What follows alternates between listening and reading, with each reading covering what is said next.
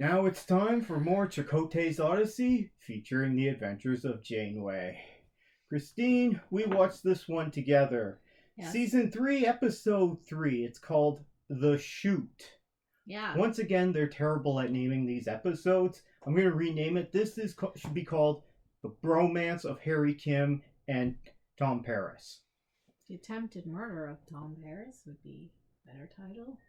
Well, that comes later, okay? This episode's all about the bromance. Parasite. No, on both sides, actually. I said parasite. This episode starts with Harry Kim being thrown down a chute into prison. And doesn't go so well for him. He's not the kind of guy who can handle an alien prison. It's not like a normal prison. It looks just like a scrapyard. Yeah, they believe it's underground at first. Yeah. But, so I think Harry Kim probably didn't go to public high school because he doesn't understand the rules in this place. It's just like high school. It's prison rules, okay? As soon as you get there, you're fresh fish, okay? And they start beating the crap out of him. Well, he had no choice on that one. He was unconscious when they threw him down the thing. Yeah, well, then they started beating the crap out of him. But don't worry, because Tom Paris comes out of nowhere, and he's like, this guy on the ground, look, he's pointing at beat up Harry Kim. He's like, he's my bitch. They still don't have much credibility in there. So, yeah, so they're surviving together in this weird prison where everyone's attacking each other, and they got a microchip implant in the back of their head. Oh no! Sort of like a post. They call it the clamp, but you can see this thing, so it's almost like the plugs in the back of your head in the Matrix. Except this one you can't plug into the Matrix. It affects their nervous system and slowly drives them crazy. Makes them agitate. Yeah, it affects their nervous system that way, and it's itchy and it drives them nuts. And there's one guy we find out who's been there for 6 years, and he's completely crazy. Well, he's like the Buddha of the gang. So they've been convicted of a crime on this alien world, Acrotarian homeworld. We don't know why they were on this planet and left there by Voyager for so long. How'd they get there? What were they doing? Lollygagging again. You know what? Getting back home. You know what? They were probably in the bar trying to pick up alien women, and they got into trouble. And then they got framed for this explosion. If they didn't go to these other places, the show would be really boring. Right? It's just weird that they're going off by themselves. Meanwhile, the rest of the crew is on Voyager doing something different. I don't know. Okay. But, so they've been thrown in there. It cuts back to Janeway and the crew. Yep. And she's trying to get them back. She's talking to these Acrotarian ambassador. She's trying to diplomatically get them back. Yeah, at first. And this guy's just being a dick. It's like, no, they've been convicted. They already confessed. Doesn't matter. We don't overturn this stuff. Who cares?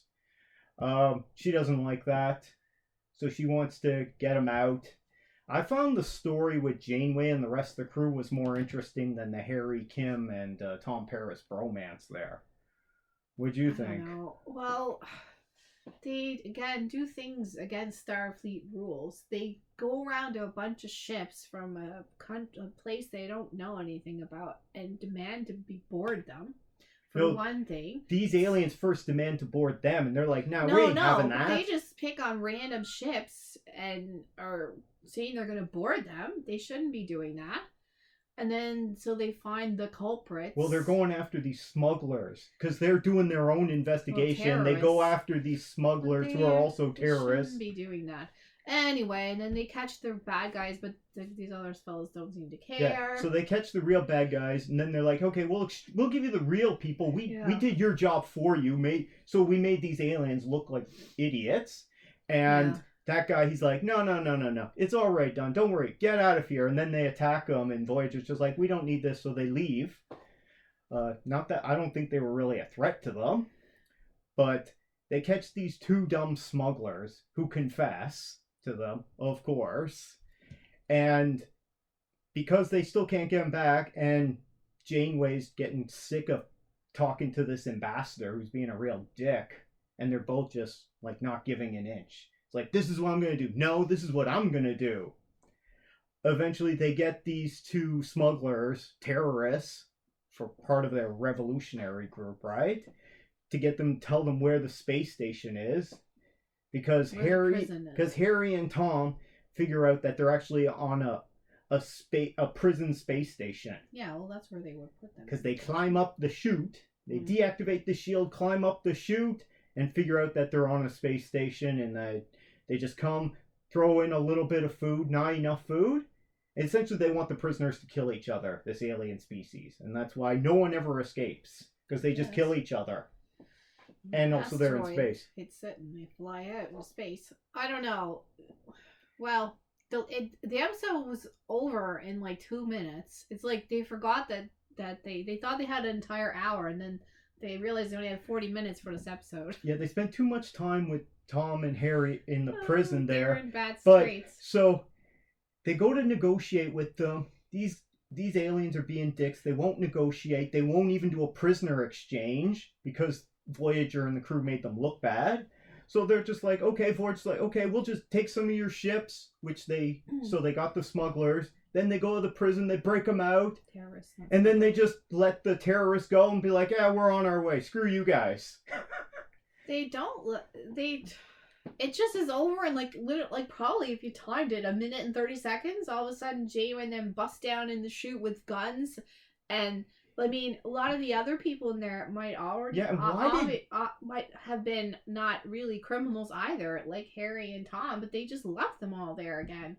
They really, all these episodes have very unresolved endings. I swear, the people thought they had a whole hour, and then all of a sudden they were told, no, you have 40 minutes at the last minute, and they had to cut 15 minutes out of this episode. Well, they only sent 2 people in to get them. No, and they sent a whole bunch in the end. They had all But the first person down with a rifle was Janeway. Why would you send the captain? Well, maybe they want rid of her.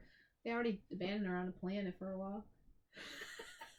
No, that was because she ordered them to, and they weren't happy about that. But it's just silly. And then they left all the other people there to be tortured. Again, they keep on leaving. Well, they are prisoners. They're basically...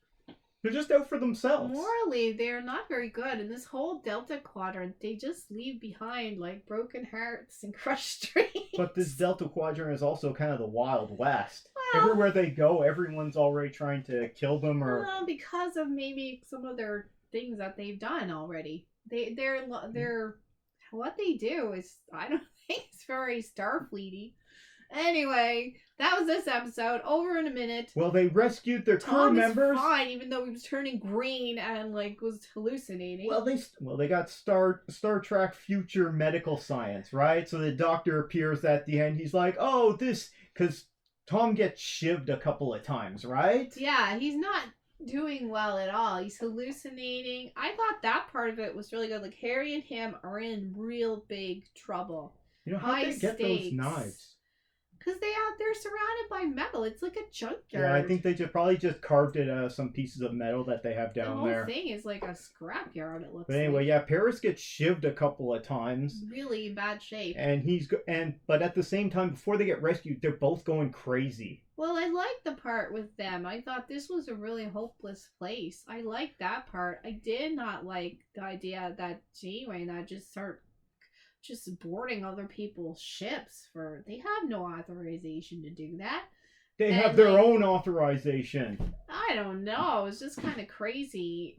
I mean, they could have been nice to those folks and they would have just told them where the prison planet was and everything. Anyway, or the prison space station, whatever. I thought there was good concepts in it, but it was over so fast.